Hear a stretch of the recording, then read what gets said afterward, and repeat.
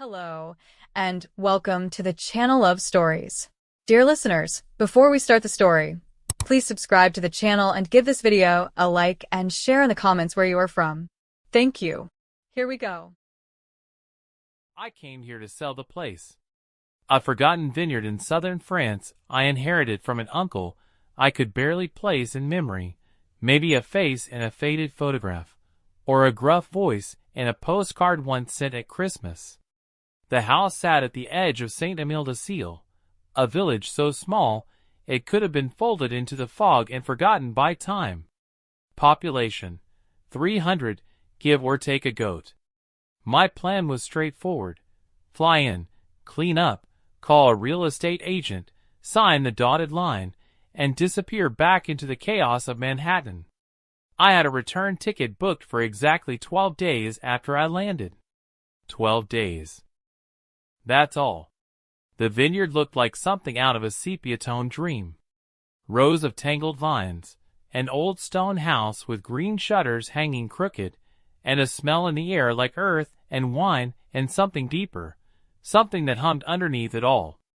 I was in the middle of hacking at a particularly stubborn vine, sweat dripping down my back, when I heard a voice behind me. "You're pruning like an angry American." I turned around, half annoyed, half embarrassed, and there she was. Barefoot, holding a basket of figs, a smudge of flour on her cheek, and this amused look in her hazel eyes that said she knew exactly who I was before I said a word. Clara. That first night, I sat alone in the upstairs bedroom with the windows open, listening to a chorus of frogs and wind through the trees. I wasn't used to silence like this. In Manhattan, quiet felt threatening, unnatural. Here, it felt vast. I found an old photograph in a drawer. My uncle, standing between two vines, arms out like he was blessing the land. He looked tired but proud. Alone, but not lonely. Something about it ached inside me. And though I didn't know her yet, not really, I couldn't stop thinking about the girl with figs in her basket and dirt on her feet, telling me I was pretty wrong with a smirk that stuck in my chest like a splinter. Her name was Clara. She introduced herself while taking a bite of a fig and then, uninvited, climbed up onto the stone wall near the tool shed like she owned the place. I stood there dumbly, trying to decide whether to offer her water or a lawsuit. She swung her legs as she talked, offering bits of information like breadcrumbs. The vineyard used to be known for its Syrah. There were rumors the house was haunted by a woman who died waiting for her lover to return from war. Her cafe had the best coffee in the region, though she warned me not to expect espresso like in the city. This was real coffee, she said. The kind that makes you feel things. She asked if I'd ever actually grown anything. I admitted I hadn't even kept a cactus alive. She snorted. "Of course you haven't. You're wearing cufflinks." I glanced at my sleeves. She had a point. That afternoon she showed up again, this time with two mismatched mugs and a thermos of said real coffee. She poured us each a cup and sat beside me on the porch step like we were old friends. She didn't ask if I was lonely. She didn't have to. "Places like this," she said quietly, "don't let you hide for long." One afternoon, I told Clara about my mother. She died when I was 22. A fast illness. Gone in 4 months. The funeral was in winter.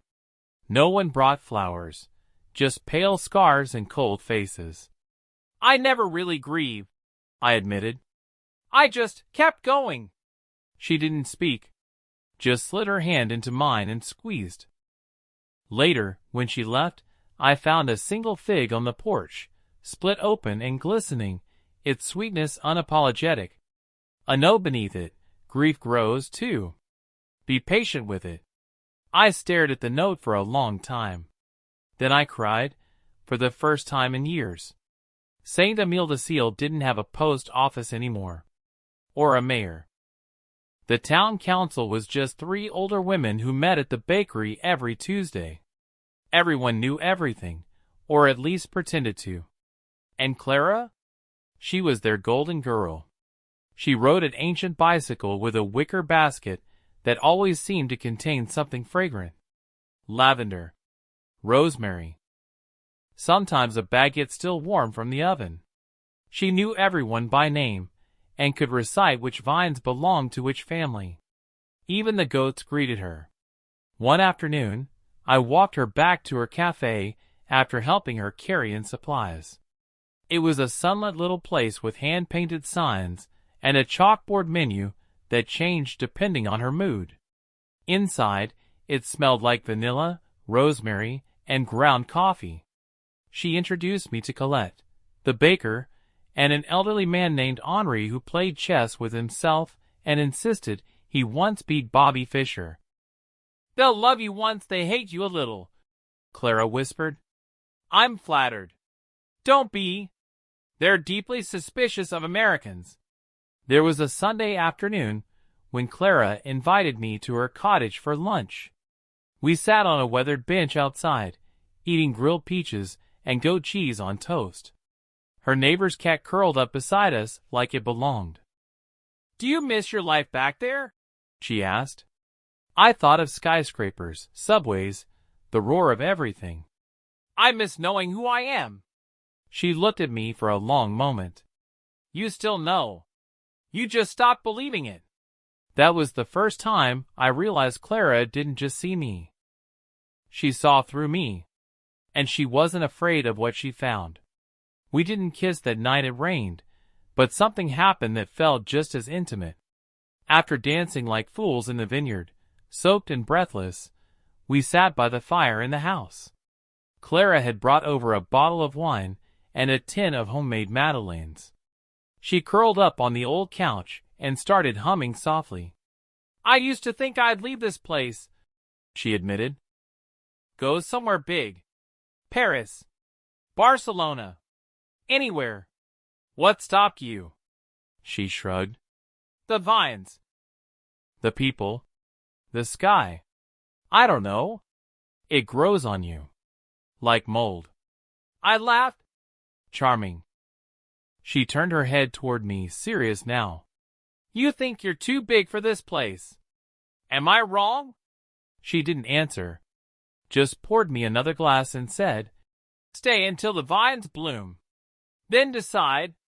That night by the fire, after the rain, she told me about her brother. He died in a car crash. 18. Drunk driver. Gone too fast for anything to make sense. "I stopped painting after that," she said. "Stopped dancing, too." "You dance now," I whispered. "Only because sometimes grief gets tired, and love picks up the slack." I wanted to hold her, but instead, I just sat with her in the silence, letting the fire say what I couldn't. And in that stillness, something passed between us, an understanding, wordless and weightless, like ash lifted into the night. The night of the harvest festival was magic. String lights hung like stars above the square. There was food, music, clapping, and old people dancing like they were young. Clara wore a red dress. No shoes, of course. She pulled me into a slow dance, her fingers laced through mine, her head against my chest. "You look less tired now," she whispered. I looked at her, really looked. The woman who had walked into my life holding figs and turned everything upside down. "You're the reason," I said. And I meant it. When the music stopped, we sat on the edge of the fountain in the square, our hands still laced. She looked at the sky, the stars peeking out, and whispered, "Do you ever feel like you're too much for some people?" "All the time," I said. She turned to me, eyes shining. "But not you."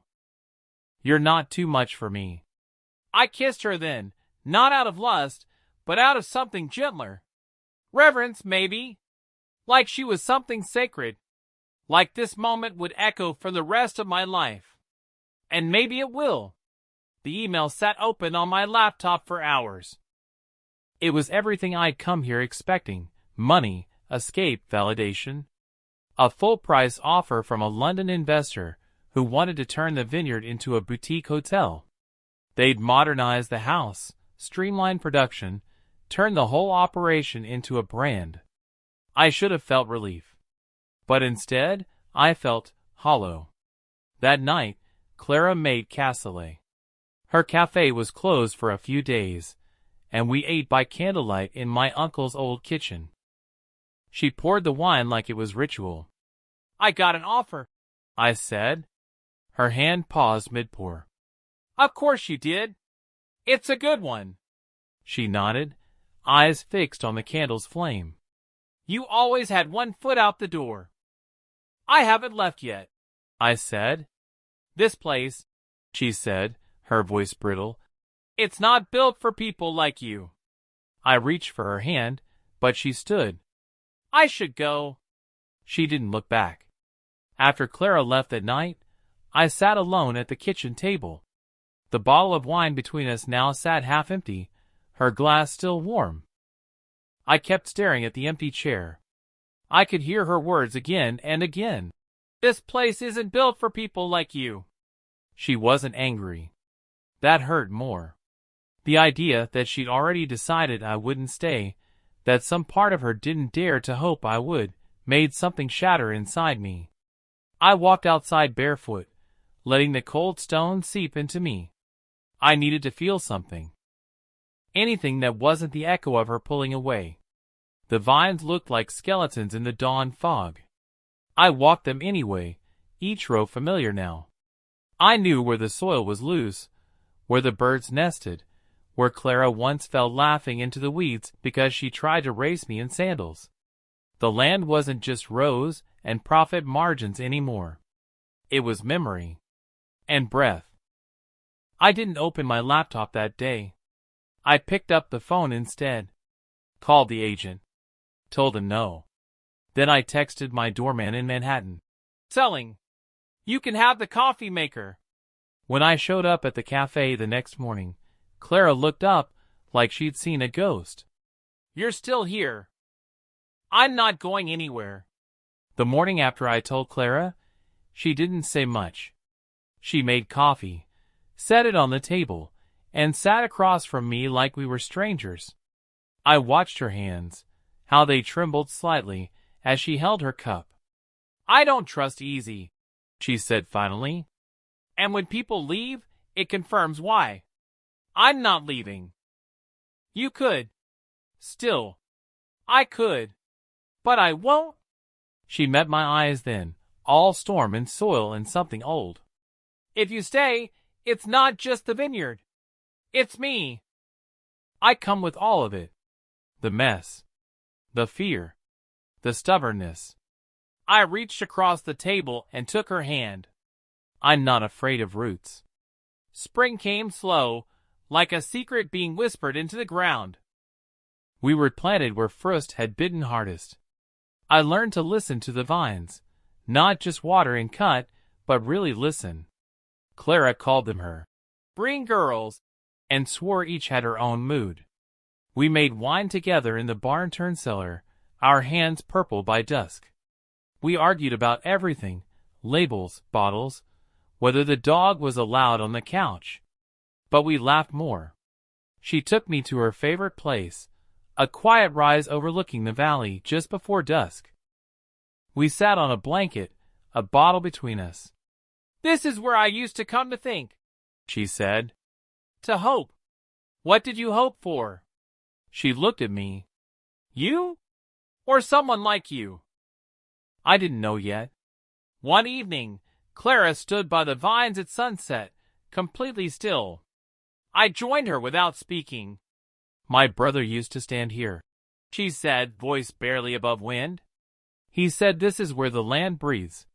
She touched the soil with bare fingers, reverent. "When he died, I didn't come here for months. It hurt too much. Like the earth was mourning with me." I crouched beside her, laying my hand beside hers. "Then you came back," I said. She nodded. "Because he would have wanted me to." And for a moment, I saw her not just as the woman I loved, but as someone healing, one root at a time. The frost came early, and with it fear. Our vines weren't ready. Nights dropped below freezing and Clara stayed up making tea while I checked the heating pipes. One night, the generator failed. We spent hours with lanterns and blankets, wrapping the barrels in layers of cloth. In the morning, she collapsed onto the couch, mud streaked on her cheek. "We're not going to make it." "You don't know that." She curled into me like a child. "I can't do this again." "What?" "Lose something I love." I held her until her breathing slowed. Then I went outside and lit every candle I had. During the worst of the frost, Clara broke down in the barn. The generator had failed again. She stood in the cold with tears streaking her cheeks, her breath coming fast. "I can't lose this place," she said. "Not again." I wrapped my arms around her, both of us shivering. "You won't." "We won't." She clung to me, sobbing. "It's all I have left of him." "You have me too," I whispered into her hair. "You have us." That night we sat by candlelight and made a list of every vine, every barrel, everything we could save. Together. And we didn't lose the vineyard. We found each other in the storm. The vines survived. Not all, but enough. And so did we. We hosted our first tasting in June. Locals showed up out of curiosity. They left with full hearts and full glasses. I found Clara later, barefoot as always, crying behind the barn. "Happy tears," she assured me. I never thought I'd get this again." She took my hand and led me to the stone wall. "You made this place breathe again," she said. "No," I said. "You did. I just learned how to listen." We danced that night under string lights, her head on my shoulder, my heart full. "You're my second chance," she whispered. "No," I said again, smiling. "You're my first." At the end of the night, Clara and I walked down to the vineyard hand in hand. She stopped in the center of the field and looked up. "I never imagined this life," she said. "But you built it. With you." I pulled her into a kiss, slow and grateful. Then she reached into her pocket and pulled out a tiny object, a single, hand-painted cork with our initials. "For luck," she said. I turned it over in my palm, breath caught in my throat. "You didn't just save the vineyard," she whispered. "You gave me back the future."